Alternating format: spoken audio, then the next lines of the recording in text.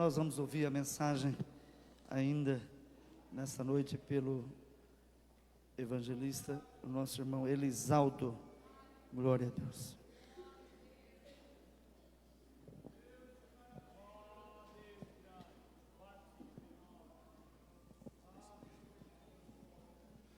Quero saudar os irmãos com a paz do Senhor.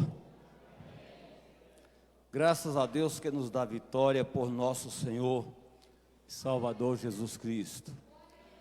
Já ouvimos alguns testemunhos maravilhosos.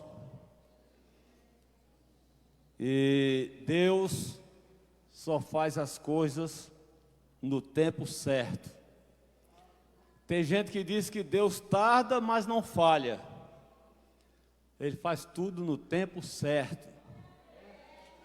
A Bíblia diz que quando José estava na prisão, ele ali revelou o sonho do padeiro mor e do copeiro mor. Eles tiveram sonho e José revelou.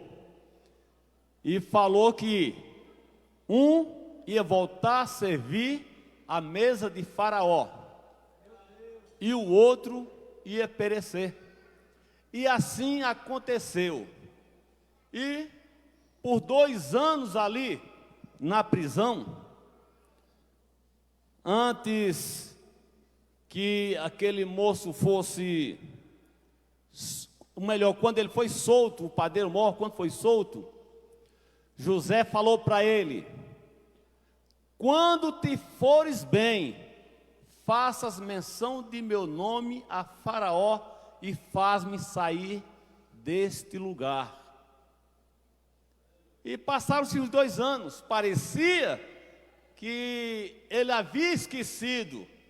Ele não havia esquecido. É porque Deus faz as coisas tudo no tempo certo.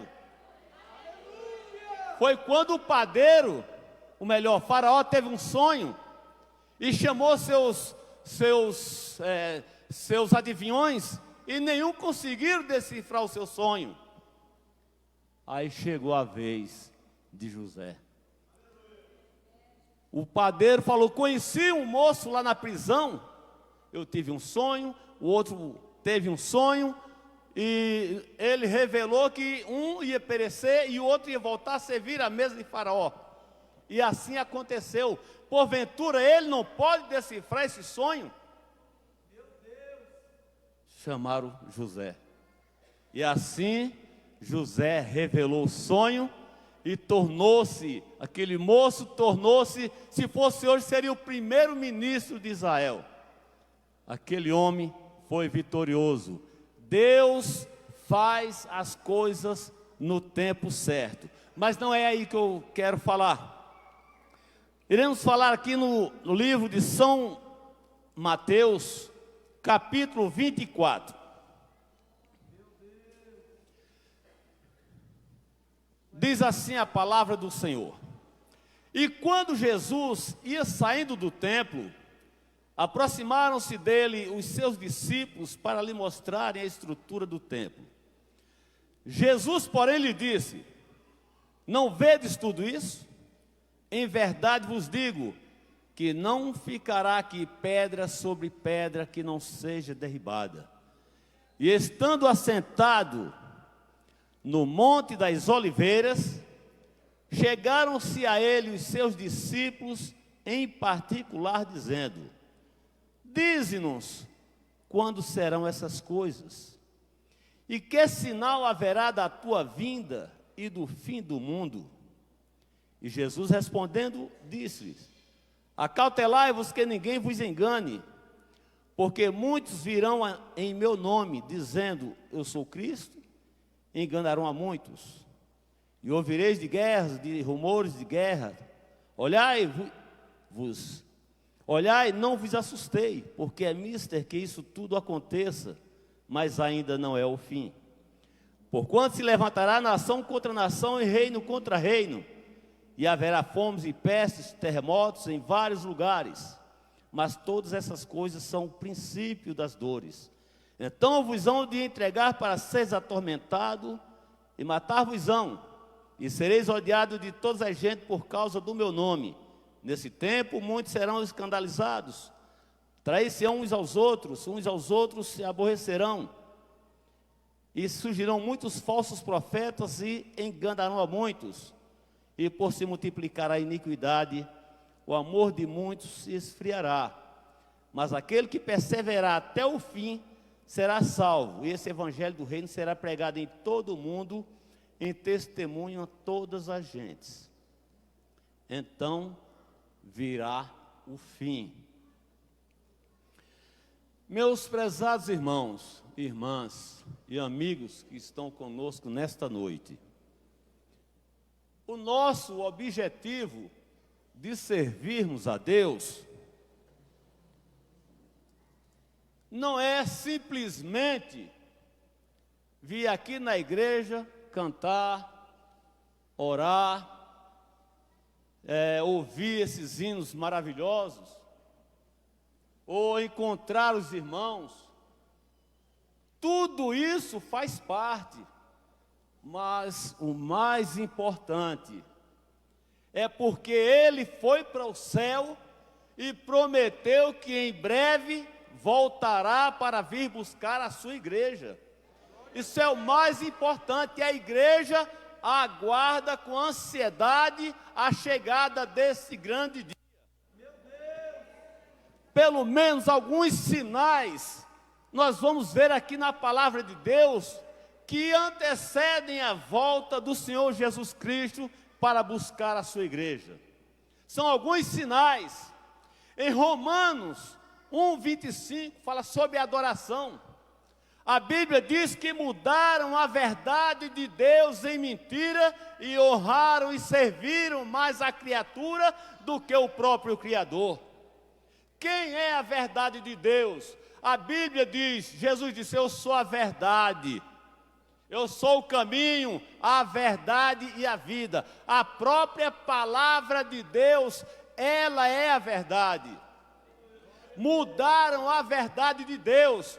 Ao invés de adorar o verdadeiro Deus, adora Padre Cícero do Juazeiro, adora Santa Quitéria das Frecheiras, Aparecida do Norte, adora todo tipo de Deus. A Bíblia diz, congregai-vos e vinde, chegai-vos junto todos que escapaste das nações.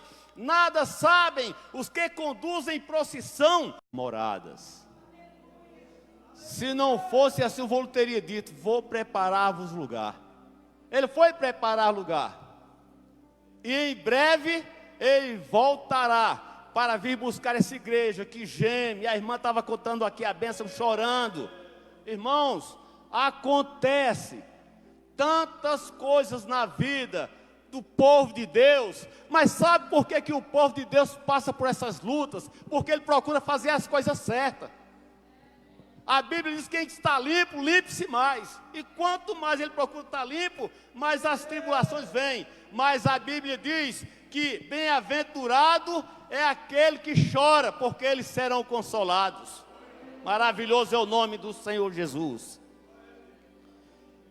Quando acontecerá a volta, eu não sei. Mas os sinais estão se cumprindo. Adoração, que deixam de adorar ao Deus verdadeiro para adorar imagem de esculturas, deuses pagãos, adorar até gente vivo. Tem uma nova, arrumaram agora, consagraram nova santa do Brasil. Então, cada dia que passa, está aumentando essa idolatria e muita gente seguindo a esse povo que nada pode fazer por ninguém. Mas a gente tem que servir aquele que morreu e ao terceiro dia ressuscitou dentre os mortos, está à direita de Deus, intercedendo pela sua igreja. Maravilhoso é o nome do Senhor Jesus. A violência é um outro sinal da volta de Jesus. Ah, irmão, mas desde aquela época que havia violência. Desde aquela época que havia violência. Então, havia violência e está aumentando mais ainda. Quanto mais aumenta a população, mais o pecado aumenta, mais a violência aumenta. A Bíblia diz que lá nos dias de Noé, a terra estava cheia de violência, a ponto de Deus dizer que ia destruir com a terra por causa da violência. E a Bíblia diz que Noé e sua família entraram na arca, porque prometeu mandar um dilúvio sobre a face da terra, exatamente por causa da violência. A terra estava cheia de iniquidade, de violência, a terra estava cheia de maldade, e Deus disse: vou destruir com essa terra, e mandou Noé construir uma arca. Irmãos, era até esquisito, como que nunca choveu sobre a face da terra, e constrói agora uma arca, porque Deus vai mandar um dilúvio. Isso é história de carochinha. Certamente na época, provavelmente alguém, isso é história de carochinha. A Bíblia diz que, ou melhor, tem muita gente que diz que chamaram Noé de louco. Eu não sei, a Bíblia não fala isso. Eu imagino que sim, mas a Bíblia não está escrito. Porque quando a gente sai para pregar o Evangelho hoje, tem, que história de Jesus vir? Desde que meus pais falaram que Jesus vinha, não veio. O pai do meu pai, todo aquele pessoal do passado falaram que Jesus vinha e até hoje não veio. Então isso aí é história de carochinha. Você está louco, você está maluco. Provavelmente na época falavam isso aí com Noé. Mas a Bíblia diz que a fé é o firme fundamento das coisas que se esperam e prova das coisas que se não vê. Isso aí, é isso mesmo, né? E prova das coisas que se não vê. Ou para ver os irmãos, eu não preciso ter fé. É só olhar para os irmãos que eu vejo os irmãos, não preciso ter fé. Mas para crer na volta de Jesus, eu preciso ter fé. É pela fé que nós veremos em breve Jesus vir, iremos junto com Ele. Vamos ver, iremos junto com Ele para morar na glória celestial. E a Bíblia diz que a terra, veio um dilúvio sobre a face da terra que inundou tudo. Só que Noé colocou a família, colocou os animais conforme Deus havia falado. E a Bíblia nos diz que Deus fechou a porta por fora. Quem sabe Noé tivesse misericórdia e fosse abrir a porta, mas já estava fechado por fora, não tinha como ele abrir. Por enquanto, a porta, que é Jesus, ainda continua aberta. Por enquanto ela está aberta. Meu prezado amigo que está conosco aqui nesta noite, esta porta é Jesus, e Ele está te chamando. Vem enquanto essa porta está aberta, porque vai chegar um tempo, a Bíblia diz que vai vir um tempo em que desejarão ouvir a palavra de Deus e não conseguirão. Eis que enviarei fome sobre a terra, não fome de pão, nem sede de água, mas de ouvir a palavra do Senhor. Hoje, quando a gente quer ouvir a palavra de Deus, vai na igreja, olha na Bíblia, mas naquele dia a história vai ser diferente. Foi por isso que Isaías falou, Deus falou através do profeta Isaías, Isaías 26, 20, se não me falha a memória: vai, pois, povo meu, entra nos teus quartos e fecha tuas portas sobre ti por um momento de tempo, até que passe a ira. A ira de Deus será manifestada sobre os ímpios. Naquela época de Noé, aquela violência, a impiedade, naquela época a impiedade, o homossexualismo, tudo que não presta estava se alastrando à face da terra. Deus destruiu o mundo com aquele dilúvio, mas guardou Noé e a sua família. Ao trazer o dilúvio ao mundo dos ímpios, a impiedade continua até hoje. Por isso que nós devemos ter cuidado. Nós precisamos estar na igreja sempre, precisamos orar sempre, mas precisamos também muito vigiar. Precisamos muito vigiar, porque a Bíblia fala o seguinte: vigiai e orai. Vigiar está em primeiro lugar. Vigiai e orai. Na verdade, o espírito está pronto, mas a carne é fraca. Muito cuidado. A Bíblia diz que, sobre a violência, Deus fechou a porta da arca, todos pereceram nas águas do dilúvio. Noé e a sua família foram salvos. A Bíblia nos diz também que aquele povo lá de Sodoma e Gomorra, onde o homossexualismo estava tomando conta daquela região, mas tinha alguém que servia a Deus, Ló e a sua família. A Bíblia, preocupado, diz que a preocupação de Abraão pelo seu sobrinho Ló, pelas suas filhas. A Bíblia diz que quando Abraão saiu de Ur dos Caldeus, lá da Mesopotâmia, ele saiu para ir à terra de Canaã, mas chegaram na terra de Arã, pararam por ali. Depois saíram novamente e Ló foi com ele. E a Bíblia diz que começou a haver confusão, desentendimento entre os pastores de Abraão e os pastores de Ló. E chegou o momento que Abraão falou: olha, Ló, você vai por aqui e eu vou por aqui. Se você escolher a esquerda, eu vou para a direita. Se você escolher a direita, eu vou para a esquerda e vice-versa. Abraão tinha todo o direito de dizer para onde ele deveria ir, mas ele deixou que ele mesmo escolhesse. E Ló escolheu a região de Sodoma e Gomorra. E a Bíblia diz que Deus ia destruir aquela cidade.